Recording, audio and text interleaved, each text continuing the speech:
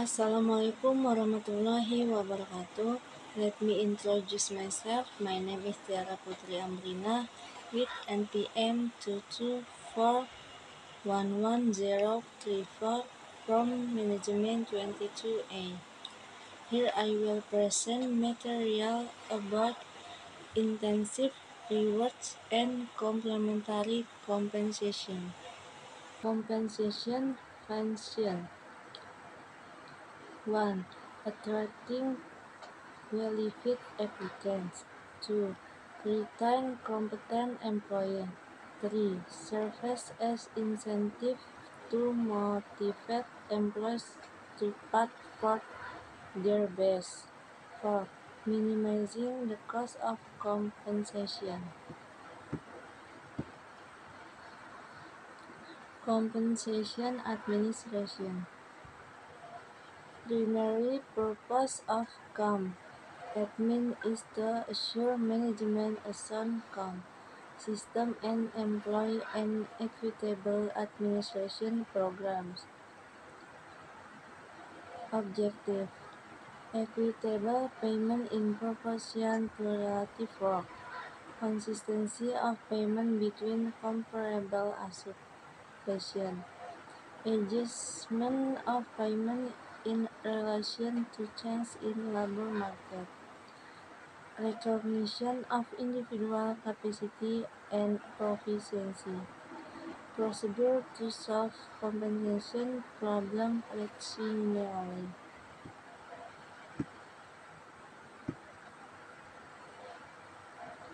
Concept of compensation.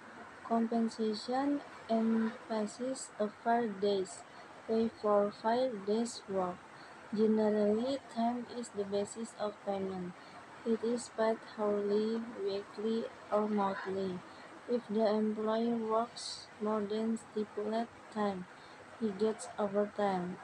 If less, he is marked undertime. In other words, employer buys the time of the employee. It's simple and measurable, purely extrinsic.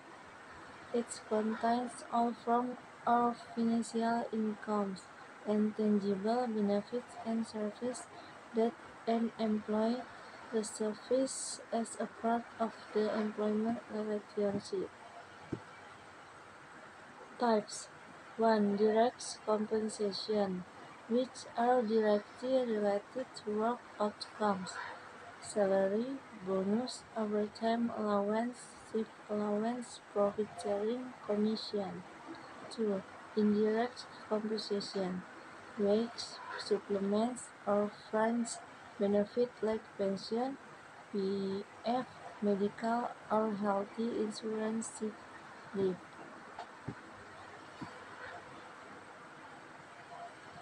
Base compensation and supplementary compensation. Base compensation is the monetary benefit in the form of wages and salaries. It is giving remuneration to the workers for doing the work. Supplementary compensation. Nowadays, organizations use supplementary compensation over and above the base compensation. It helps in satisfying the employees and retaining them for a long time. It can be given in the form of various amenities like housing, medical, educational facility. Also carried fringe benefit or hidden payroll. The basic purpose of fringe benefit is to maintain efficient human resources in the organization and to motivate the employees. Supplementary compensation is again divided into following types. 1. Protection against hazard, illness, injury, old age, permanent disability.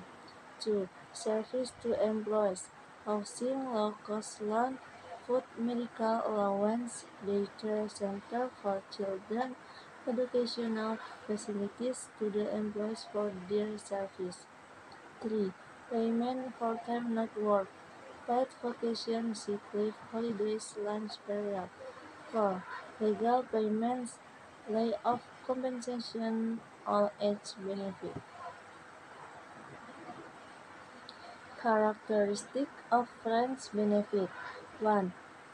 These are distinctly additional to the regular wage paid to the worker. 2. Primarily for the advantage of the employees. 3. Only does benefit within the purview of friends benefit which are often be expressed in cash terms. 4. Scope of friends benefit differ from welfare service. If we are provided by the employer, we are welfare service provided by other agencies as well. Supplementary compensation. Nowadays, organizations use supplementary compensation over and above the base compensation. It helps in satisfying the employees and retaining them for a long time. It can be given in the form of various amenities like housing, medical, educational facility. Also, carried Friends benefit are hidden payroll. The basic purpose of Friends benefit is to maintain efficient human resources in the organization and to motivate the employees. Supplementary compensation is again divided into following types. 1. Protection against hazard, illness, injury, old age, permanent disability. 2. Service to employees, housing, low-cost loan, food, medical allowance, daycare center for children, educational facilities to the employees for their service. 3. Payment for time not work, paid vacation, sick leave, holidays, lunch period. 4. Legal payments, layoff compensation, all age benefit. Characteristic of Friends benefit. 1. These are distinctly additional to the regular wage paid to the worker. 2.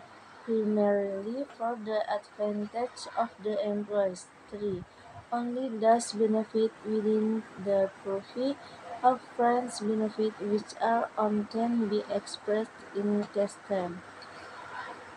4. Scope of Friends benefit differ from welfare service. If we are provided by the employer, we are welfare service provided by other agencies as well.